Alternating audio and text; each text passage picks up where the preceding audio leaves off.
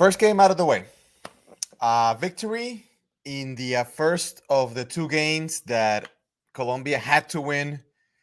COC, as we would say. It was life or death. It was World Cup or no World Cup. And Colombia did it.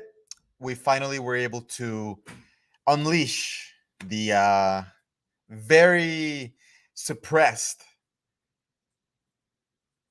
goal that we had for 7 long games for 684 minutes. Colombia lived to fight another day. Welcome to this instant reaction episode for Colombia 3, Bolivia 0. My name is Juan Pimiento. Thank you so much for joining us on this special edition of the Colombia Soccer Pod. Thank you for joining us on Facebook, on Twitter as well. If you follow us on Twitter, you were able to track what happened during the game via Twitter. Don't forget that you can follow us on Twitter and Instagram, Colombia Soccer Pod. You can follow us here on Facebook as well, the Colombia Soccer Pod, and never miss a show. Never, especially on days like today when we have an instant reaction show. It's not on the regular Tuesday episode. The way you find out about the games, about the instant reactions, about the special episodes, like our last one as well, in which we went on the air last Wednesday to react to the squad for this game and for the game, of course, on Tuesday against Venezuela, which we'll absolutely talk about in just a few minutes. But again, just make sure to follow us on Facebook, like our page, so you can get the notification right away as soon as we are on the air, and you don't miss a thing. So definitely do that. Thank you so much for those who already do. Thank you for joining us and choosing us as your home for the instant reaction show to analyze what was, again, a victory that was so suppressed. That just to finally be able to celebrate something. It's been a long time. It's been way too long. We've talked about it plenty, and we'll break it down, of course, after Tuesday, especially all this winding road that we've had to travel to Qatar, which we'll see if it'll lead us to the World Cup in Qatar. Definitely hope so. At least Colombia have a chance. So let's talk about that. Thank you again for joining us, and let's just break it down. Let's start talking about the game as at the bottom of your screen, what I just talked about, how you can follow us. Also, you can email us, colombiapod@gmail.com. Don't forget that you can communicate, and I'll be sure to bring your comments and questions here to the show. But let's talk about it. 3-0. I think, first of all, like I said on Wednesday, nothing else mattered. It was all about winning. On Wednesday, I broke down the squad, Reynaldo Rueda's call-up for this doubleheader, Bolivia and Venezuela. And I said at the time, look, there's no real point of breaking down the squad, of really saying much in depth, because the goal was won. And the mission was very simple. It's Colombia winning both games, Colombia setting themselves up to at least get there on Tuesday. Shout out to my boy Luis Vasquez. Gracias a mi Dios. Yeah, absolutely. that was all our reactions. Again, this was all about relief. All about relief with the victory, with the goals. That's what it was all about. It was all about winning, and again, living another day. Colombia lived to fight another day, and we'll be there on Tuesday. Thank you, Luis, for the comment on YouTube, where you can also subscribe, by the way. Yeah, it was all about winning, and that's all that mattered, and Colombia achieved it. So, again, there's not much to analyze. I mean, I'll break down the game, of course, but the first and foremost, that's the headline. That's all that matters, is that Colombia won. Added bonus is that Colombia finally ended the drought at 684 minutes. That is how long. We're talking over 10 hours of soccer lost without a goal, and many points lost along the way, which is why we're here at this point. And no, actually, now that I think about it, it's 11 hours, so almost half a day's worth of scoreless drought for Colombia to finally today. Luis Diaz, Luchito Diaz, good old Luchito Diaz, who's been killing it at Liverpool, who's been the most talked about thing in Colombian soccer, I would say, over the last 3 months since he made the move to Liverpool. of course, making the move and performing, which has been so awesome to see from Luis Diaz. And now he comes to Colombia, where we needed him the most. Although, not to put the pressure on him, because it's not about one guy trying to rescue the team, as many people kind of wanted to paint it. But we just knew, and I said it on Wednesday, Luis Diaz is our best player, and he's the guy who can, on his own, create havoc. And that's exactly what he did. It was a great performance from Luis Diaz, who got a standing ovation after being taken off, of course, when the game was already well in hand for Colombia, in front of his home crowd at the Metropolitano. So great performance from him, breaking the drought, but also being the MVP of the game. Good to see. Also, added bonus again, the fact that it was 3-0, and that Colombia now finally, after all this time, Colombia have managed to erase our horrendous goal differential. So we entered the day at a -3 goal differential. Now it stands at 0. 19 goals scored, 19 goals allowed. And that is great news too. Again, looking forward to Tuesday, because goal differential is in Colombia's favor compared to the other teams vying for that playoff spot. Great news, because my God, it's just a relief. Winning, scoring the goals, it's a relief. Um, Unfortunately, the performance, even with the win, the performance was still a lot of what we've seen over the last 7 games, and more, Copa America included, from Colombia, a team that struggled through, I would say, about 70 minutes, 72 minutes, until Miguel Borja stole the second goal. Still struggled too much to set themselves up for opportunities. Now, yes, Colombia, it could have been 5-0, because Daniel Munoz missed a point blank header, incredibly, that he tried to head down. Unfortunately, he headed down and the ball bounced over the goal. That was a miss. That was incredible. That should have been in. I'm trying to think of what else. Fabra. Frank Fabra combined with James. Fabra should have found Sinisterra. Sinisterra was waiting for him at the 6-yard line, basically, to push the ball in. And Fabra whiffed on what was another otherwise very good performance from a returning Frank Fabra. If he finds Sinisterra, it's a goal. So again, just finishing again, despite the 3-0, finishing still seemed for a while like it was a challenge for Colombia, a team that again just did not live up, to its potential. But it wasn't about that. Again, it was about winning. So let's break that a little bit. Let's start with the starting lineup, because we did have, again, another brand new starting lineup from Reinaldo Rueda. It's just something that has become customary now with Rueda, still unable to find a consistent starting 11. And he tries something new. He tries something different that worked on one half of the field, and the other one was pretty much non-existent. We had Ospina back in goal, by the way, after missing the game against Argentina in January from that stomach problem that he suffered. No challenge for him. Bolivia had no shots on goal. Bolivia didn't produce anything. All the mustard was a lot of headaches for Colombia on defense, basically.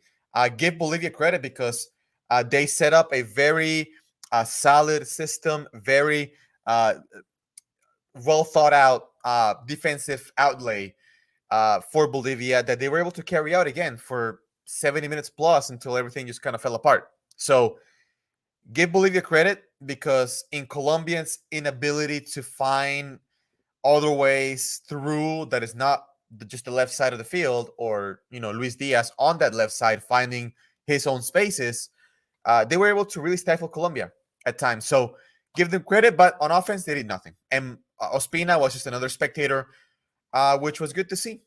0 shots on goal for Bolivia in this game. We had Daniel Munoz on the right side.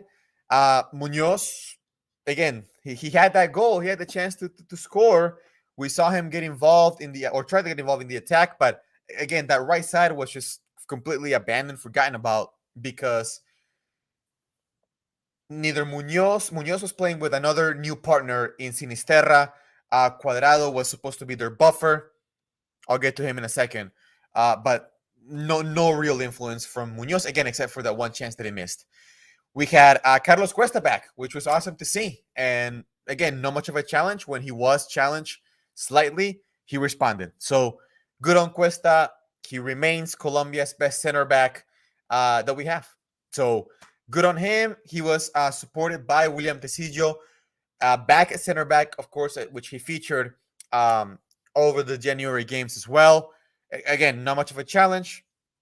Responded when needed. Frank Fabra, back in the starting lineup after a long time. It's been a challenging time for Fabra since that sad injury he suffered in the lead up to the World Cup in Russia, which cost him the World Cup. It's been a challenge for him to get back in the groove. You know, at Boca Juniors, he's had great times, not so good times. Started the season very well. Now with Boca so far in the Argentine League Cup, earned his spot back, started, got the trust, the nod from Reinaldo Rueda, and he delivered. I thought it was great. I thought it was, the old Fabra that, again, earned his place in what would have been the starting 11 for Russia had it not been for the injury. He was there all throughout that qualifier campaign, taking over Pablo Armero.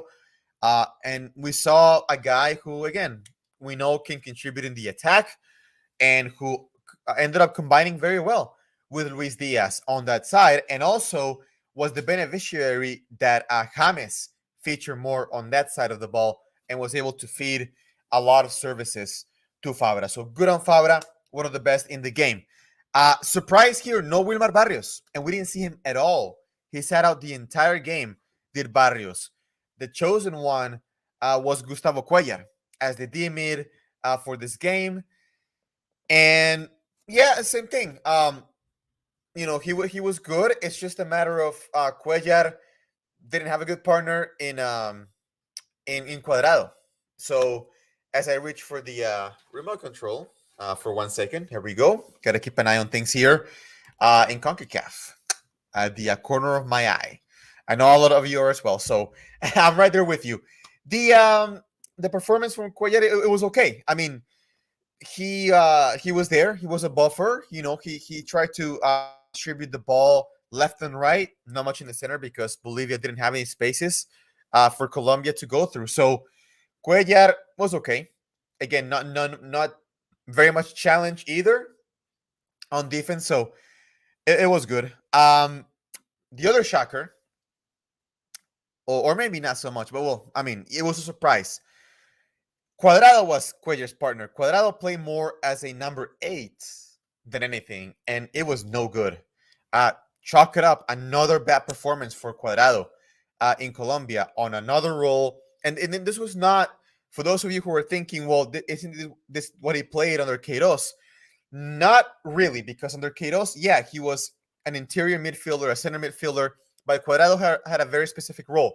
Cuadrado wasn't so central in the attack. Cuadrado used to occupy, overlap the spaces that James would leave when he played as a false winger from the right to the center. Cuadrado would occupy that space, and they used to actually work in great symphony between the two, and with Estefan Medina as the right back, which is something that I've also advocated for. But again, I don't make the decision. So Cuadrado was not good. Cuadrado was completely static. In Colombia, we're in possession. He moved to the right. He moved to the left. He just was completely lost, I felt like. And again, no real game changing at all for a team that was trying to break down a wall that Bolivia set up. Cuadrado was just not productive. He was not contributing much of anything in any role, really, because in the second half, you saw Cuadrado more occupy Munoz's space and be the de facto right back when Munoz would push up all the way to the right wing spot to try to amplify and stretch the defense. So another bad performance. The good news, for those of us who are not very fond of today's Cuadrado in the selección is that he got booked and he will not be playing against Venezuela. And to me, that is good news for Colombia because he has way too much trust from Rueda. He's had it for a while, and I don't get it because continuously Cuadrado has been placed in roles that do not fit him. It's nothing like you see week to week with Juventus. It's nothing like we've seen before with La Selección in places where he can succeed.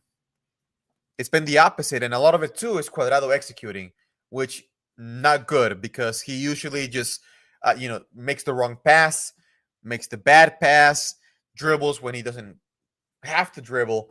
So to me, it's just a sad involution of Cuadrado as a key veteran piece to someone who is detrimental now to Colombia. So we'll see how Rueda, works around that. But again, I'm hopeful that Colombia will be able to uh, have a little bit better flow in Venezuela on Tuesday without Cuadrado. Uh, on the other side was James. James was back. James got the nod, and James was also very good. Uh, he only had so many spaces. Again, he had only one channel really to work with. We clearly saw a James that um, played a little bit deeper, had to kind of deepen his position a little bit more to find again that vision. And he found some, and he early on, he put a through ball to Luis Diaz within the first 10 minutes in the game. That was beautiful. It was a great pass, and he found those spaces in behind, and it was mostly Luis Diaz. Luis Diaz, when he found Muriel was making a diagonal from the center to the left, or it was Fabra, and that triangle, Fabra, James, Luis Diaz, that was the production for Colombia all game. It was on the left side, so good from James.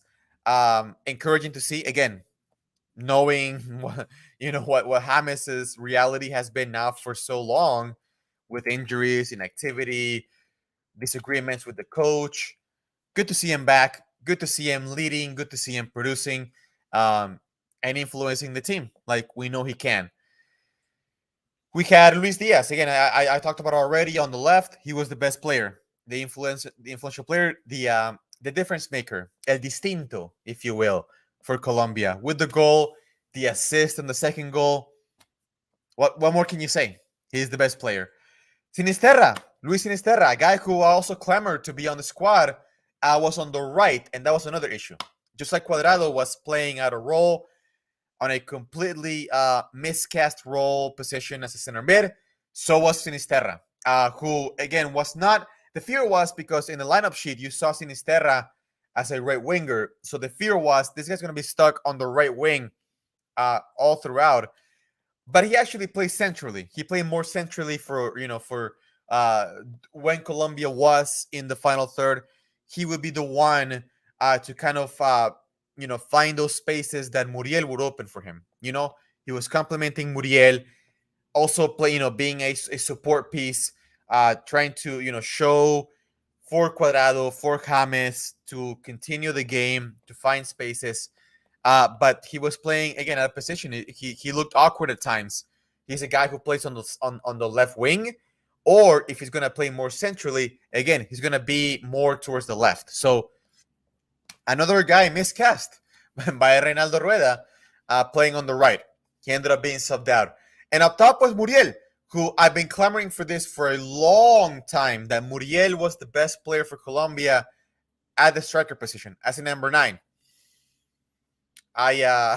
You know, it wasn't the best showing. I wish I would have gotten a little bit more support from our boy Muriel, um, because he really couldn't find much spaces. He tried, and he was able to move about as much as he could, but he really couldn't find much. He was surrounded constantly. Didn't have any clear looks at goal at all. So again, just another number 9 for Colombia who struggles, who struggles to find spaces up top and does find himself in a position to face goal and potentially score. Uh, he was replaced by Borja, and Borja scored. So I would imagine Borja probably getting the nod on Tuesday against Venezuela. Borja came off the bench, and yeah, he was the one who was able to finally put it in on a fortuitous play a little bit. Again, with the assist from Luis Diaz, who, thanks to Fabra, thanks to James, was able to, or thanks to Cuadrado found Fabra. Fabra set up Luis Diaz for the second goal, and on a lucky bounce, the ball found Borja. Borja put it in. So finally, Borja also breaks through after his goal against Chile from that would have been October, I believe, September, October, and break his own schneid with Colombia. We also saw Mateus Uribe, and he got a goal as well on a similar play, set piece from another guy who entered the game and showed his class, like he always does, in Juanfer Quintero, who got a solid, I'm trying to remember how much, I think it was a solid 25 minutes. And again, showed his class. That's what he does. Clarity. That's what Quintero provides. And it would have been awesome to see Quintero and James instead of Quintero and Cuadrado. But hey, it worked out. And again, it was Quintero who had the set piece from the left, service in, and a couple headers, one from Lerma, who also entered the game, and another header from Uribe for the 3-0. And that was it. Michael comments on YouTube. Shocked it wasn't 7-0, but we'll get a chance at least. I liked at least a little balance of youth in season, guys. Much better danger on set pieces. Yeah, and I was just talking about that, from that 3-0. And by the way, I'm tired of Cuadrado also taking set pieces. Just no, stop. We got James on the field. We got Quintero on the field. No, it's their ball. It's their set pieces. Just no, enough. But yes, with those two, we can have a force in set pieces. We don't have Jerry Mina, of course, towering over everybody. And Jerry Mina, as we know, is injured. So we missed that guy, but we do have Mateus Uribe, we have Borja, we have Cuesta, even Tecillo, can be targets on set pieces. So yeah, it's it's up to Rueda and to from James and Quintero to shoo Cuadrado away from set pieces, whether it's fouls or crosses or corner kicks. So yes, we got one off of a set piece, the third one, which was good to see. So that was the game from Colombia. Again, it was just a more of a struggle that I would have liked for 70 minutes because Colombia had the players to do it. But maybe, yeah, with Quintero and James together from the start, maybe, or even Mateus Uribe from the start, to kind of be a little bit more of a defensive insurance for Cuellar. Maybe Colombia, would have had an easier time, like Michael said. Maybe it would have been 7-0. I started the commentary saying it easily could have been 5 had Daniel Munoz put his in, and then Fabra finding Sinisterra, which would have been a clear goal. So 3-0 it was. As far as Venezuela goes, we'll see what happens tomorrow. Venezuela play tomorrow in Argentina, who will feature Messi in the game. We saw this version of Venezuela with Peckerman thrash Bolivia as well. It was 4-0 in Venezuela. Then they got obliterated by Uruguay in Montevideo in their previous game. So it's a team that Colombia absolutely can beat and should beat because Colombia are a better team. Now, the Beckerman factor is a real factor because, yeah, he knows Colombia better than anyone. That is, of course, in World Cup qualifying in South America.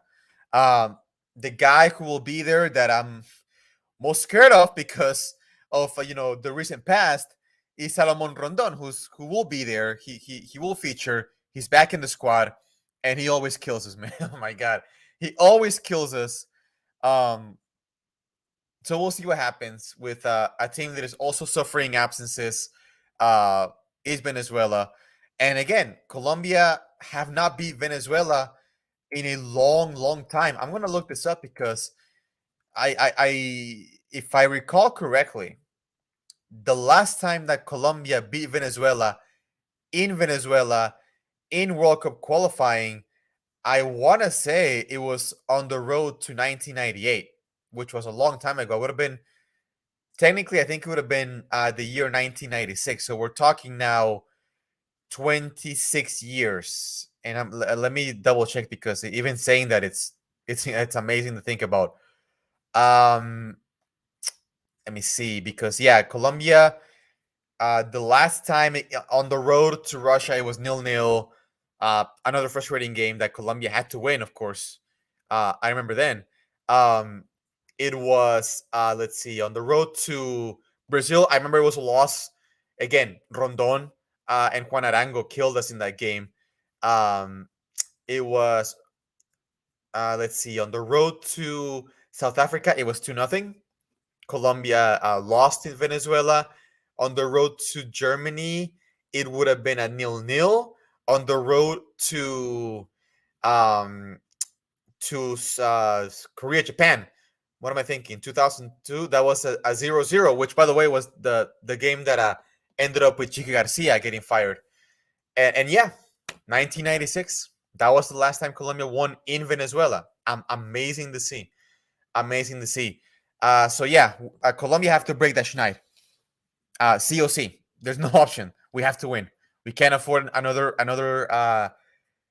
non-victory in this game because oh actually well technically yes. I mean mathematically yes. Colombia can draw and make it to the playoff. So long as Peru lose, which is again that's a challenge in itself. Because here's the math, and I'm gonna see if I can pull up the standings here really quick for you because we have again a very clear path for what Colombia have to do to qualify for the World Cup. So let me see if I can pull this up, or not to the World Cup, at least the playoff. I wish, right? And I was talking about this with a cousin of mine that I wish that I was thinking when we started this qualifier against Venezuela in Barranquilla, which is as a 3-0 with Queiroz in 2020. I remember saying like, Colombia, the game against Bolivia in March of 2022. I said that's the game that we're going to qualify. If things all go as we all had hoped, uh, Colombia would have qualified, I think, in this game. But at last, it wasn't quite that. And here we are. Colombia actually faced Bolivia having to win. So here are the standings, courtesy of Flashcore, which is a fantastic site. And I'm gonna make this bigger really quick so you can see clearer. Here we go. So yes, Colombia can technically afford to draw in Venezuela. Again, it's not ideal.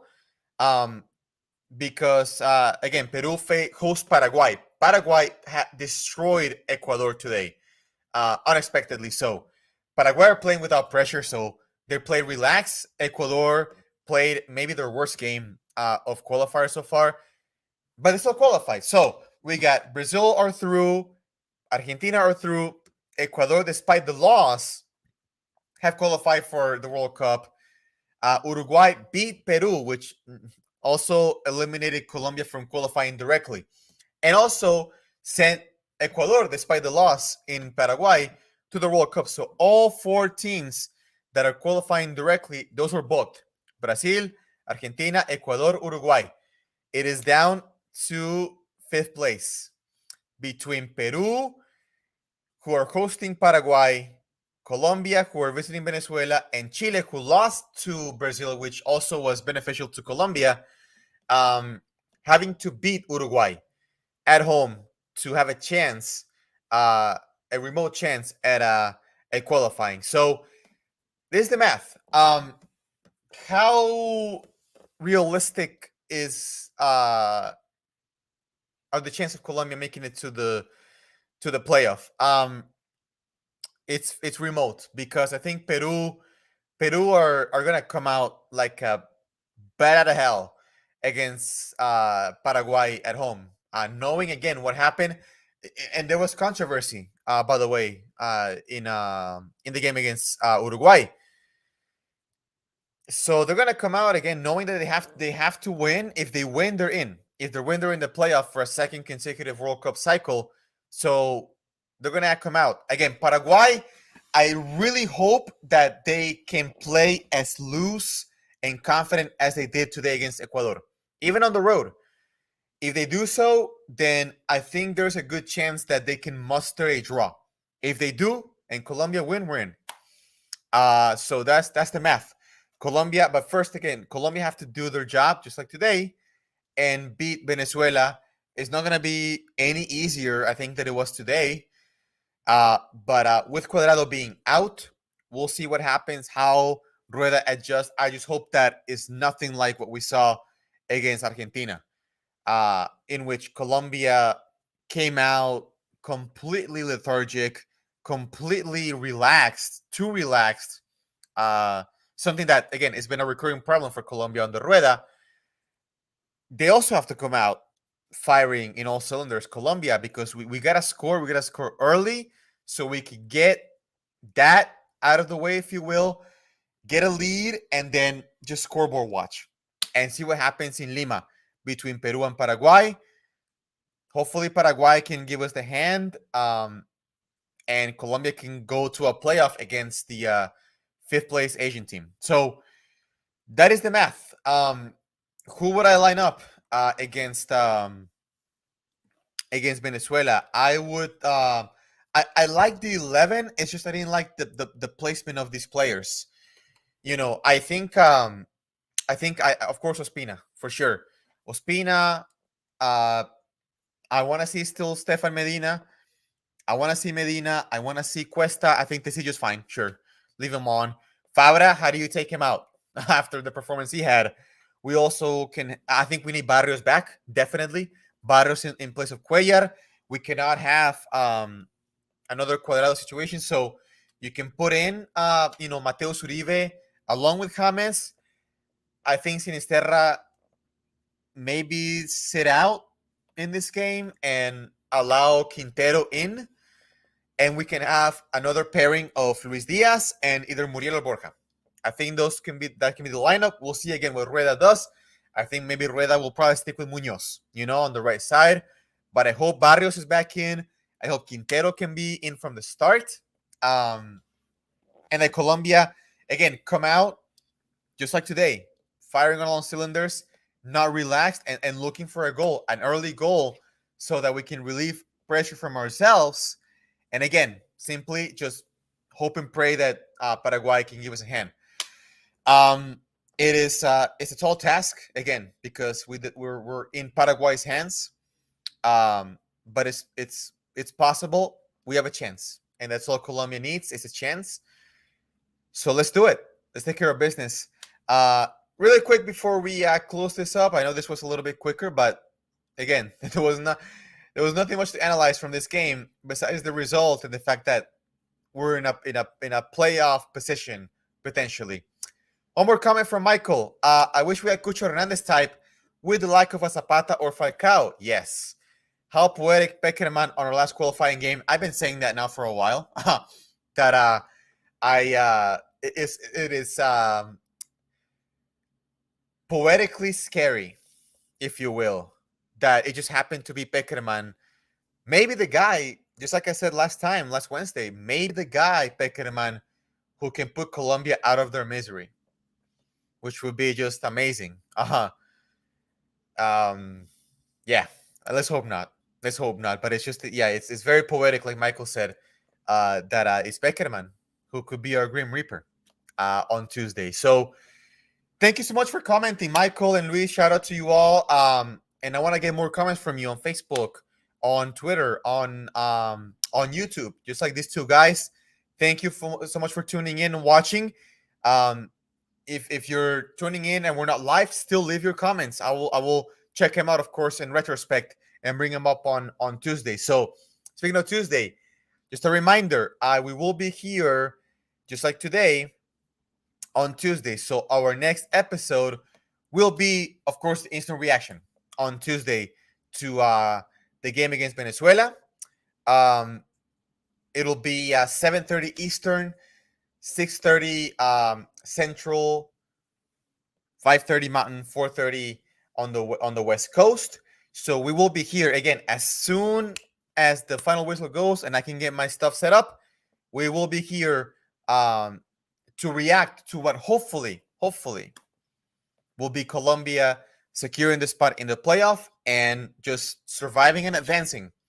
Because that one will be a one-game playoff, need I remind you, in Qatar against the fifth place Asian team, which very well with the way things look, maybe it'll be Australia, which will be a tough game in itself. So, but let's get there first. Again, thank you for watching Colombia, Venezuela next Tuesday. We'll be here.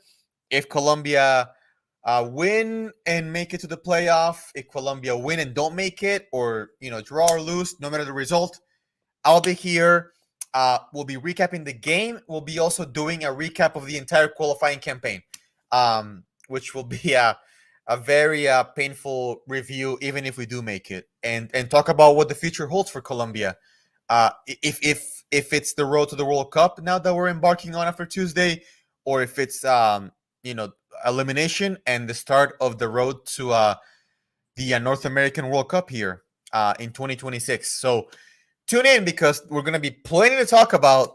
And if you are, if you got feelings to vent about this whole qualifying campaign for Colombia, this is the show on Tuesday that we can talk about what has been a very disappointing Qatar 2022 qualification eliminatorias, especially lately. So join me again, subscribe on YouTube, subscribe on Facebook, and follow us on all platforms. The usernames, the account names are here below. Let me pull it up again. Right here, again, Facebook, the Colombia Soccer Pod. Twitter, Concu Soccer Pod. Instagram, Colombia Soccer Pod. On YouTube, Colombia Soccer Pod. And also, you can email us, colombianotcolombiapod@gmail.com. Let me know what did you think of this game. What do you think of next Tuesday? Do you think we have a chance? Do you think Colombia has a chance? Do you think Colombia can pull this off? What do you make of all of this? So thank you so much for joining us. I'm with Michael. I do miss Cucho Hernandez, by the way. I think he would have been a fantastic addition to this squad in place of a guy like Harold Preciado, who ended up going to the stands today, not making the squad. What was the point? So I do miss Cucho Hernandez, but it is what it is. This squad is going to Venezuela, hopefully for a victory and hopefully for a playoff berth on the road to Qatar. Thank you again so much for joining us. We'll be here back on Tuesday. Have a great rest of your night, whatever night it is for you.